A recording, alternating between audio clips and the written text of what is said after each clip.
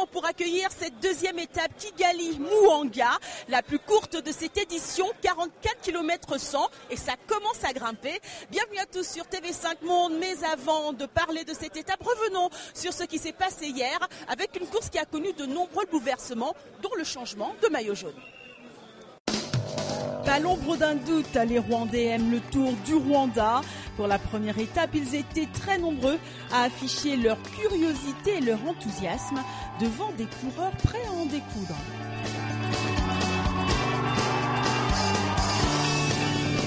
La première étape Kigali-Niagatare a plutôt mal commencé pour l'Afrique du Sud. Le vélo de Reinhard Butler lâche. Problème de dérailleur, la chaîne ne répond plus. Le coureur de la nation arc-en-ciel devra patienter. La réparation semble plus longue que prévu. Un incident mécanique qui lui coûtera très cher car Reinhard Butler termine bon dernier à plus de 26 minutes du leader.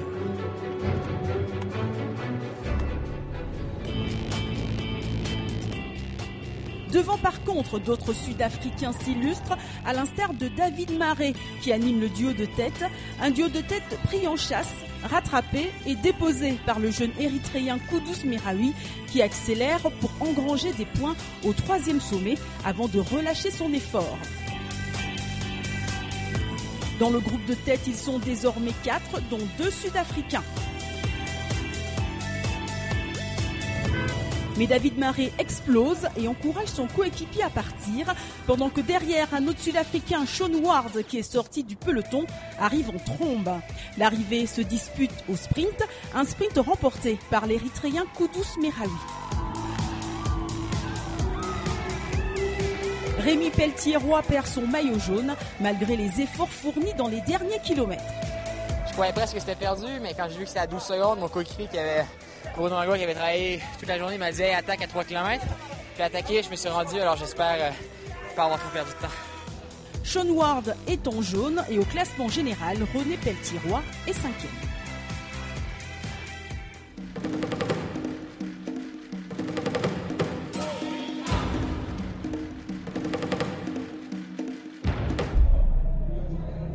Il ne faisait pas un temps à mettre le nez dehors pour cette deuxième étape longue de 44 km 100.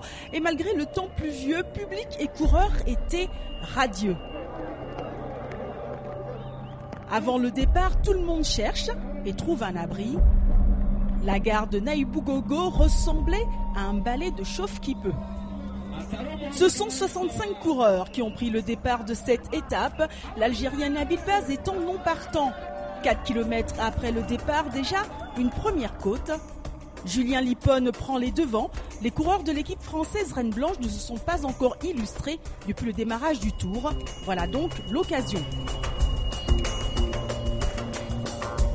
Julien Lipone est suivi par le Kényan Paul Agorir.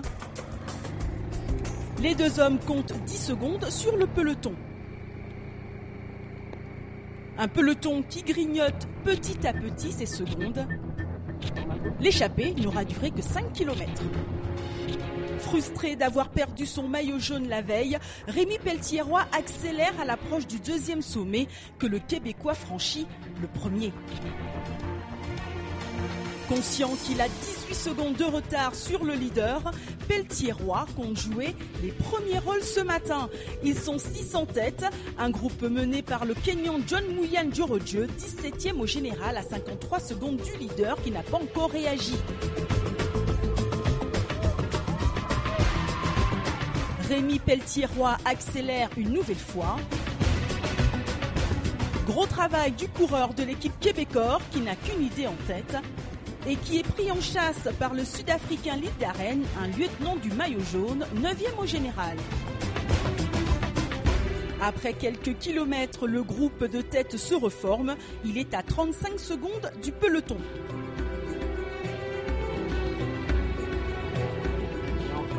Décidément, c'est un seul homme qui anime ce groupe, Rémi Pelletier-Roy. Il attaque, il accélère, il prend les relais. Même si l'écart se réduit entre les hommes de tête et le peloton, les échappés maintiennent la cadence.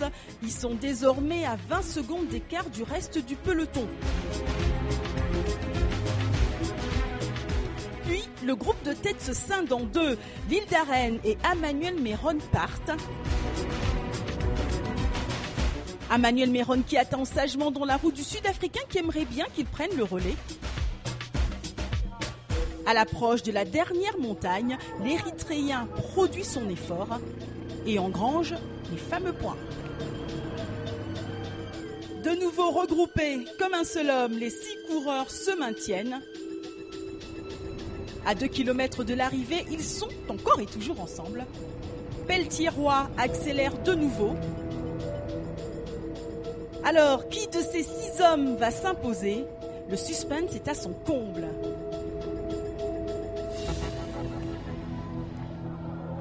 Et c'est finalement Emmanuel Méron, l'Érythréen, qui l'emporte, au grand bonheur des siens.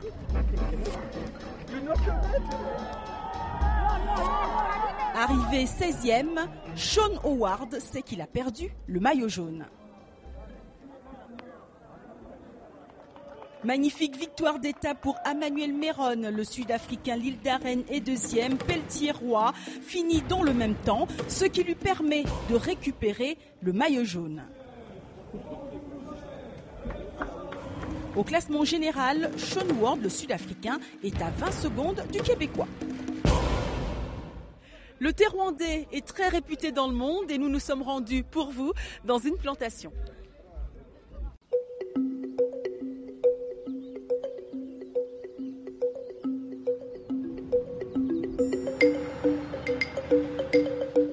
La cueillette du thé est ici un rituel. Tous les jours, à 6h du matin, nous venons ici, dans les plantations. Nous y restons jusqu'à 10h, 11h. Ici, le volume récolté est important car nous sommes payés au poids.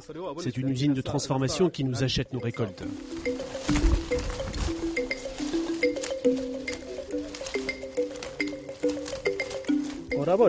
La cueillette du thé est très technique et il faut être rapide. Rapide pour sélectionner les bonnes feuilles et surtout ne pas prendre les mauvaises. Car ici, le thé est connu pour ses qualités gustatives. Nous devons absolument respecter cette qualité. Chaque cueilleur ramasse entre 30 et 80 kilos de feuilles par jour qu'il revend ensuite aux coopératives. Pour produire 1 kilo de thé, un peu plus de 4 kilos de feuilles de thé sont nécessaires. Et pour réussir à en cueillir un maximum, chacun a son petit secret. Dans la plante de thé, c'est la tige que l'on voit ici, au milieu, que nous recherchons. C'est la plus fine, mais surtout la plus généreuse en arôme. Nous récoltons les feuilles de thé toute l'année.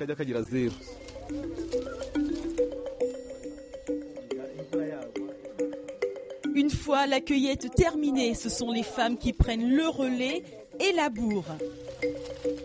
Et puis, les enfants donnent aussi un coup de main. La cueillette de thé, une affaire nationale au Rwanda. Après la victoire de Kudus Merawi hier, l'Érythrée confirme avec la très belle victoire sous la pluie de Emmanuel Méron. Et puis, le Québécois Rémi Pelletier-Roy récupère son maillot jaune. À demain, salut!